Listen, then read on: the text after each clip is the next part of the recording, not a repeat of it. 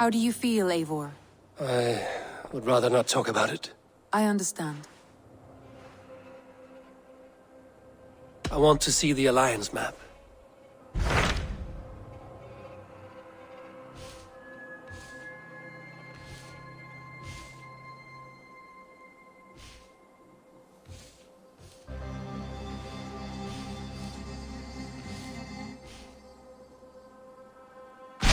What of Essex? We received a summons from the Elderman and his Lady of Colchester, requesting you specifically for a matter of great secrecy. Foreboding. And who is this Elderman? One of King Alfred's lackeys? According to my scouts, he is a man who cares more for his own indulgences than the safety of his people. Approach with care.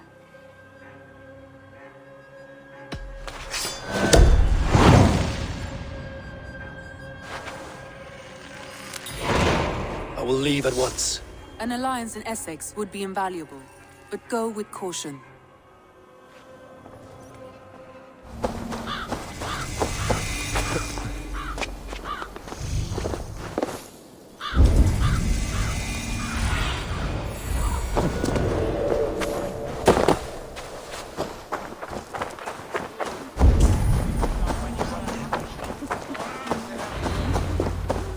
It seems Elderman Bierstan has made this ruin his longhouse. Dad Bierstan. His household is as poorly run as his lands. Estrid is a good wife. Far better than he deserves. You would say that, Adrian. Your wife acts like a sow in a skirt. My sweater run is a worthy woman, you coxcomb. She's an excellent cook. With a fine nose for truffles. If Bierstan does not return soon...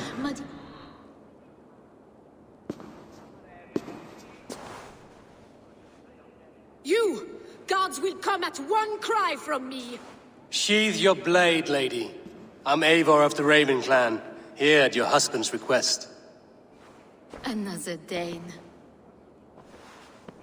I am Estrid, wife of the Lord of Essex. As you may have heard, my lord is not at home.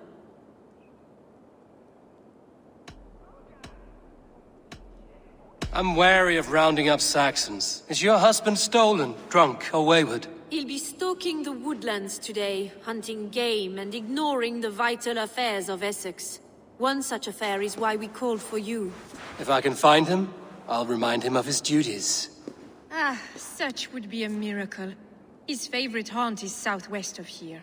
The lavender fields there attract the prey, God help him. With luck, he hasn't been eaten, but I'll return either way.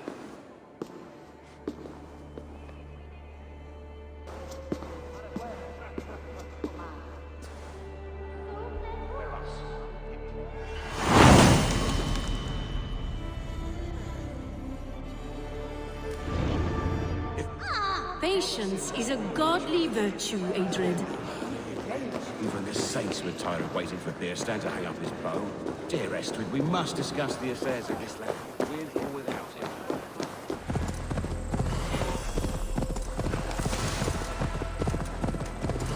Hunting is a fine sport, but I hope the Elderman has not become the prey.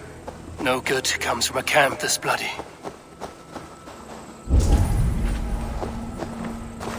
They were caught off guard as they supped.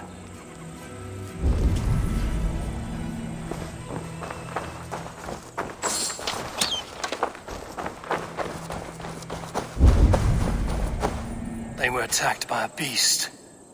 Something strong enough to kill a horse.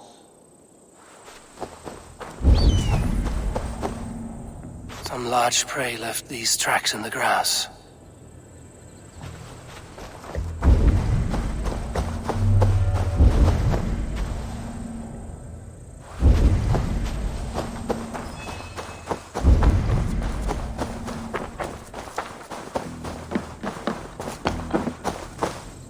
Remains of the hunting party. This one was savaged by a large animal. The hunters were prey to a large beast or two. I can only hope that Bierstan still lives.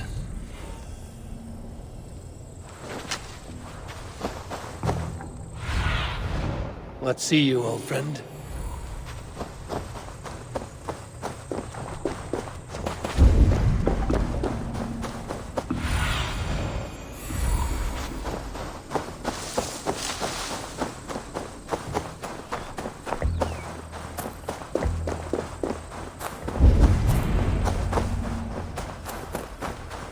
Kirsten? Ready your weapon, or accept your fate as a beast of bears.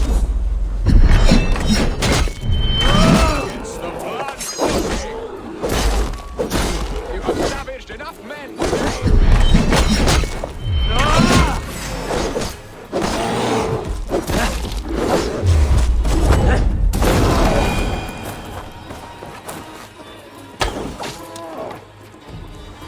Well fought, friend. I would not have survived this ambush without you.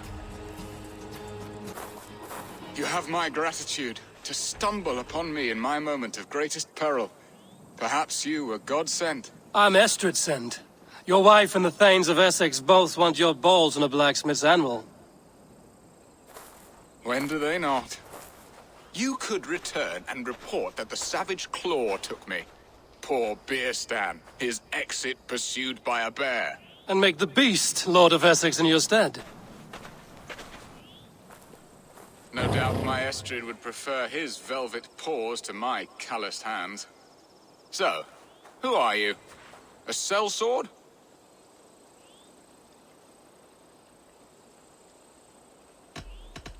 I am Eivor of the Raven clan. You hinted at an alliance for the loan of my unique talents. Blood, yes. Let us return to Colchester at once, and we'll speak more of the delicate matter on my mind. I'm glad you answered my summons. I did not expect such a skilled fighter. It's good I came when I did.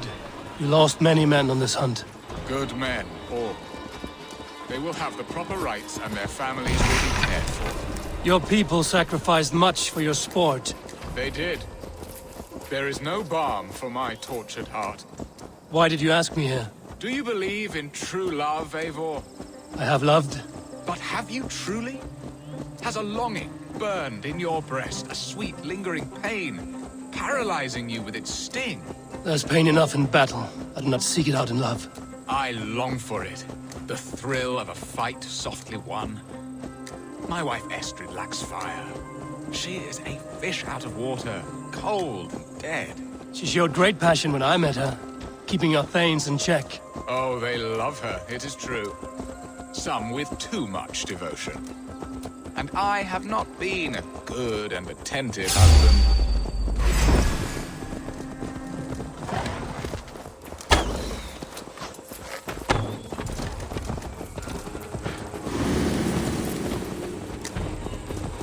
I shouldn't be seen here. A hood should work.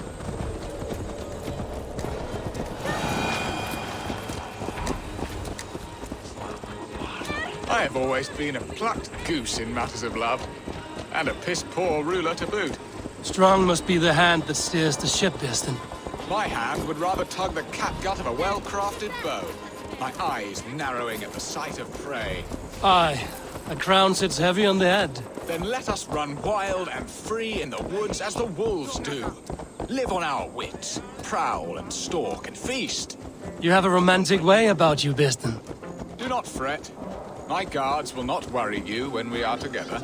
You mismark me if you think I'm capable of worry. Have you built your city in the ruins of another?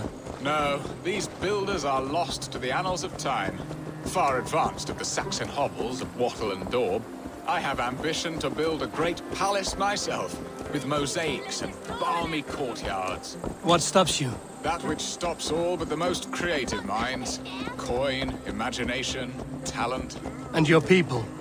Is Essex happy? That is a question I never really ponder. I suppose they are. I hope they are. Alfred believes I rule like a chickless hen, flapping and squawking over nothing but the farmer's dinner. He interferes. No.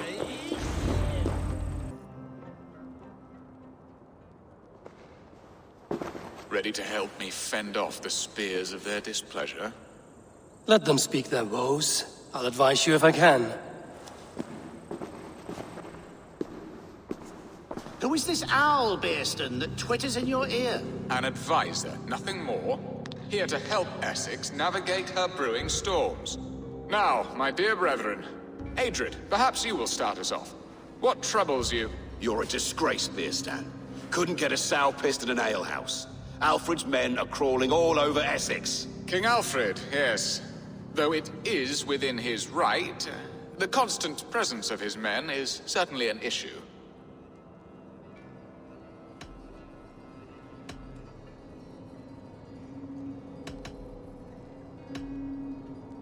Alfred will get bored soon enough. He has bigger pikes to bake than are to be found in this stolid backwater. Alfred's forces are only here because of Estrid's failed kidnap. Now that she is safe, they will soon be gone. And you, Wyatt, what do you say? Your preparations for the Lammas festival. How can you think of spending so much coin when your people are starving?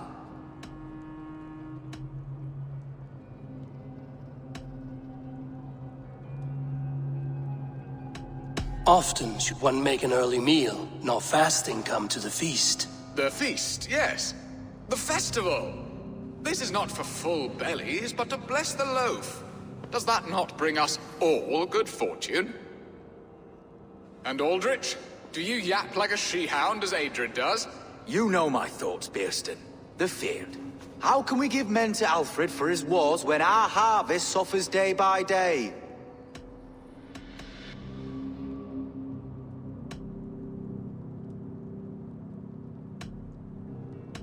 Do they not defend your land? You'll need all the men you can muster to fight the coming wars. The Danes are a great threat when provoked. Those we cannot ally with, we must fight or lose our lands. There! Have I not answered all your questions? You are a stain on this Shire, Bearstan. Useless. Useless. That's right. Yet still you haunt my hall. Be gone! I haven't time for your squabbling.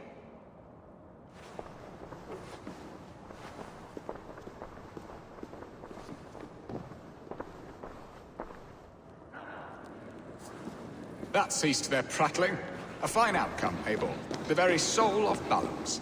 A firm hand is all you need, Bearston. Whether on your hunting bow or on your helm. All this talk of hunting makes me long for the woods. Your wife awaits, Bearston. Aren't you worried some other man will drench your sheets with his sweat? Ha! She does as she must. As do I. But you will discover this soon enough.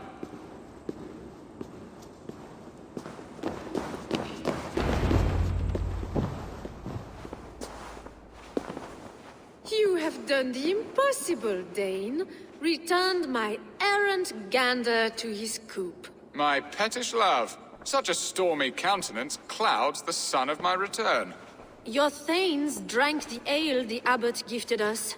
All of it. Now that is a tragedy my heart will not easily overcome. If he looked at me with the same affection he shows for hunting deer, our marriage might have survived.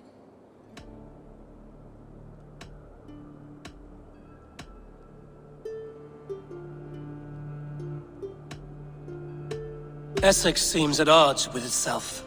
Have you called me here to fix the many problems I've already seen today? No, no, I would not inflict the infighting of my thanes upon you, Eivor. Our matters are more delicate. And of a more personal bent, requiring a finesse and discretion that these Saxons often lack. So, what do you need of me? Our affairs are more of heart than of state, Eivor. What little passion there was between us faded into bickering long ago. We would have our freedom, Eivor. I from my wife, and my wife from Essex. I'm too sharp a weapon for so soft a task. Why not part and be done with it? Oh, were I a Dane, and divorce as simple as a slit throat. But it's not so easy as that.